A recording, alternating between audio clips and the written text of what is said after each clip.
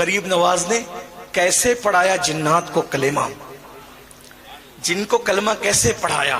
قربان کیا احسانات ہیں ہمارے بزرگوں کے، ہم اپنے بزرگوں کی اللہ اکبر وہ قدر نہیں کرتے جو ہمیں کرنا چاہیے۔ انہوں نے دین کی جو خدمت کی، اس کے لیے جو مشکلیں اٹھائی، مصیبتیں اٹھائی، اس پہ ہماری کوئی توجہ نہیں۔ ہوا یہ کہ رائے پتورا جس وقت اس نے دیکھا، چونکہ بانٹ رکھا تھا سماج کو خطوں میں، قبیلوں میں، زبان میں، علاقوں میں، عصبیت پہ بانٹ رکھا تھا۔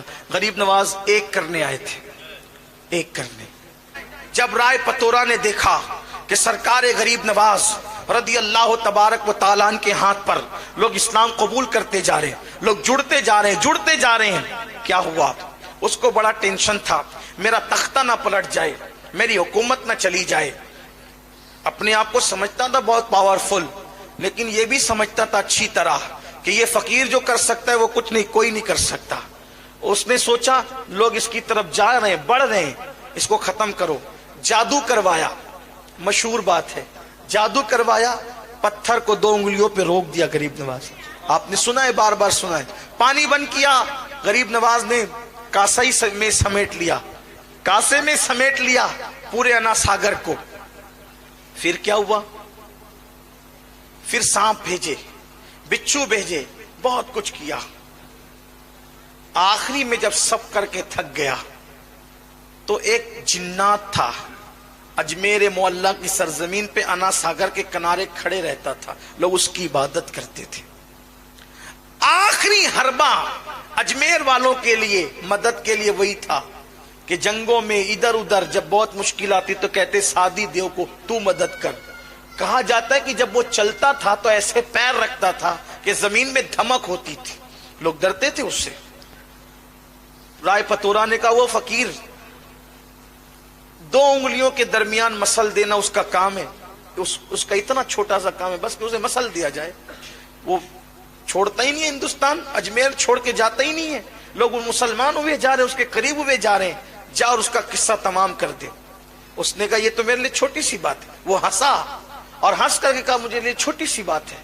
وہ جا کے غریب نواز کے سامنے کھڑا ہو گیا۔ ان دنوں غریب نواز کا قیام ایک درخت کے نیچے انا ساگر کے کنارے تھا۔ اس نے کہا اے فقیر، تو اجمیر اور ہندوستان چھوڑ اور چلا جائے یہاں سے۔ پیچھے اجمیر کے لوگ کھڑے تھے۔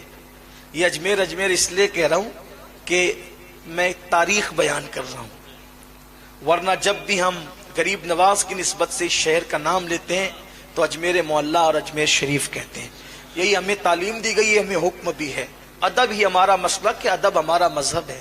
تو اس نے کہا کہ آپ اجمیر چھوڑ دیں، کیونکہ اس کی بات نقل ہو رہی ہے، اس نے جو کہا وہی کہوں گا، ورنہ اگر وہ یہ کہوں گا اجمیر شریف تو کہا اس نے کب کہہ دیا تھا اجمیر شریف؟ یہ بھی تو مسائل ہیں، یہ بھی مسئلہ ہے نا۔ تو اس لیے اس نے کہا چھوڑ دیں آپ اجمیر، ہندوستان چھوڑ دیں آپ۔ غریب نواز نے فرمایا میں ایسے چھوڑنے کا نہیں، ہندوستان ایسے چھوڑ کے نہیں جاؤں گا کیونکہ خود نہیں آیا ہوں۔ ہندوستان، اگر ہندوستان چھڑوانے کا خواب ہے سادی دیو، او سادی دیو، اگر تو چاہتا ہے کہ ہندوستان سے ہمیں نکالے تو غریب نواز کا جواب ہے میں خود نہیں آیا، مجھے مدینے کی سرکار نے بھیجا ہے۔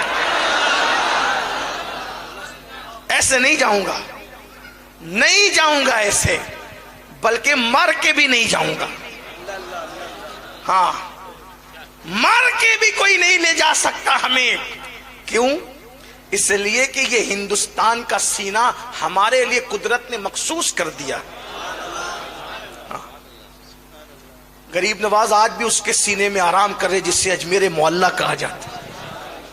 رشک کی نظر سے دیکھتی ہے اس زمین کو اور زمینیں کہ اتنا بڑا مبلغ اعظم آرام کر رہا ہے، اور سینے میں، زمین کے سینے میں آرام کر رہا ہے، اس لیے کہ امانتیں سینے ہی میں دفن ہوتی ہیں، امانتیں سینوں میں دفن ہوتی ہے۔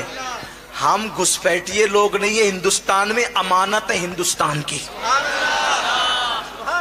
ہم ہندوستان کی امانت ہیں، ہم نے دفن اس میں ہونا ہے۔ امانتیں دفن ہوتی ہے، باغی دفن نہیں ہوتے، غدار دفن نہیں ہوتے۔ اللہ اکبر، اگر نظام الدین یہاں دفن ہے تو بتایا جا رہا ہے کہ نظام الدین یہاں کے باغی کا نام نہیں، نظام الدین یہاں کی امانت کا نام ہے۔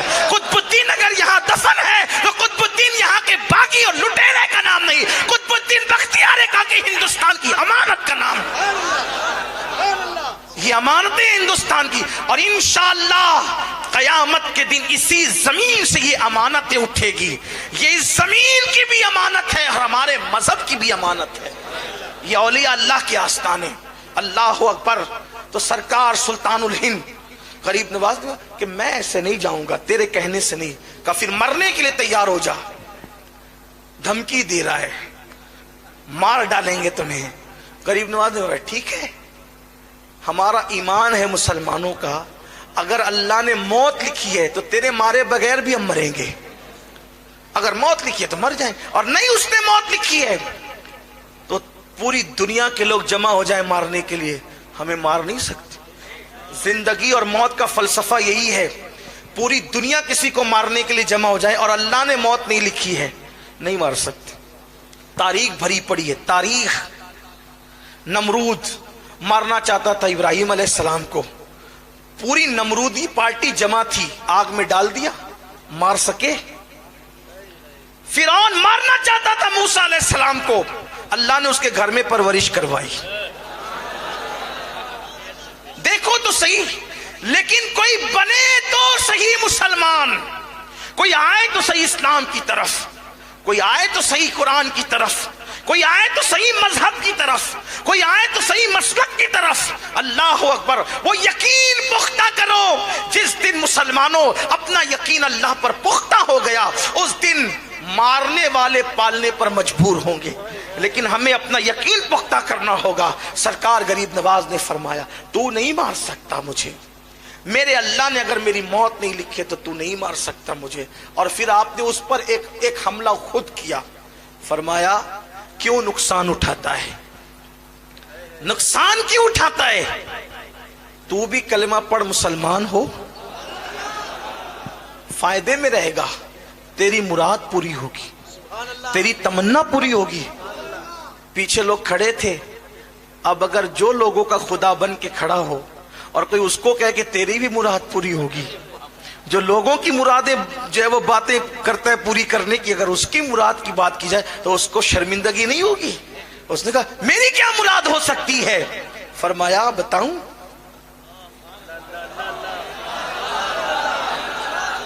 غیب داں نبی کا بیٹا اس لہجے میں گفتگو کر رہا تھا ایک جنات کے ساتھ، تو سرکار غریب نواز رضی اللہ تعالیٰ نے فرمایا سادی دیو، تیری مراد پوری ہوگی، تیری بھی مراد، کلمہ پڑھ تیری مراد پوری ہوگی۔ کلمہ پڑھنے والوں کی مراد پوری ہوتی ہے۔ آپ سے بھی کہتا ہوں اگر مراد پوری کرنا چاہتے ہو تو کلمہ شریف زیادہ پڑھا کرو، کلمے کا ورد کیا کرو، مرادیں پوری ہوتی ہے۔ کہا تیری مراد بھی پوری ہوگی، کلمہ پڑھ۔ اس نے کہا میری کیا مراد ہو سکتی ہے؟ فرمایا سن، بتاؤں تجھے کیا ہے؟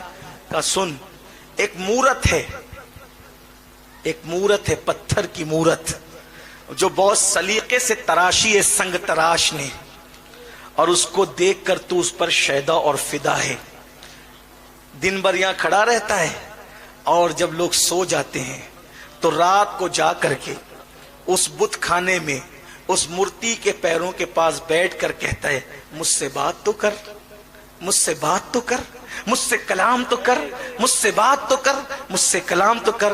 روتا رہتا ہے لیکن وہ تجھ سے کلام نہیں کرتی۔ تیری یہ مراد پوری ہوگی اگر تو نے کلمہ پڑھا، اگر تو نے کلمہ پڑھا تیری مراد پوری ہوگی۔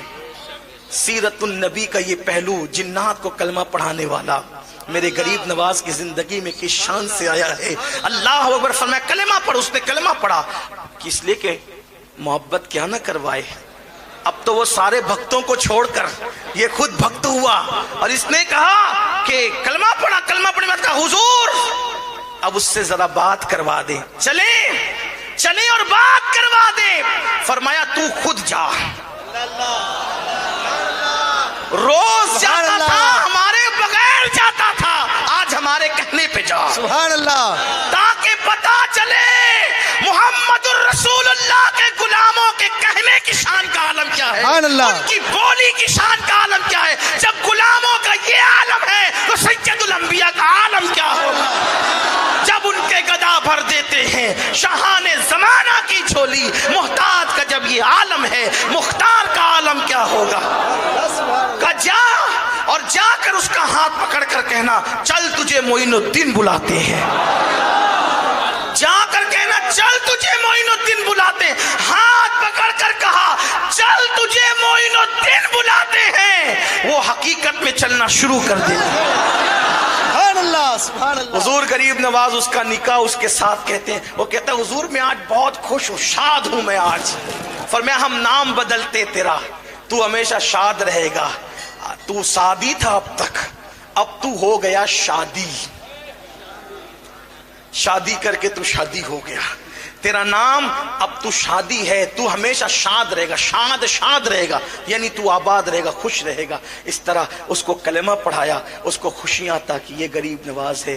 آخری جملہ حضور علیہ السلام کی سیرت میں ہم دیکھتے ہیں، حضور کی سیرت میں دیکھتے ہیں کہ تمام انبیاء میں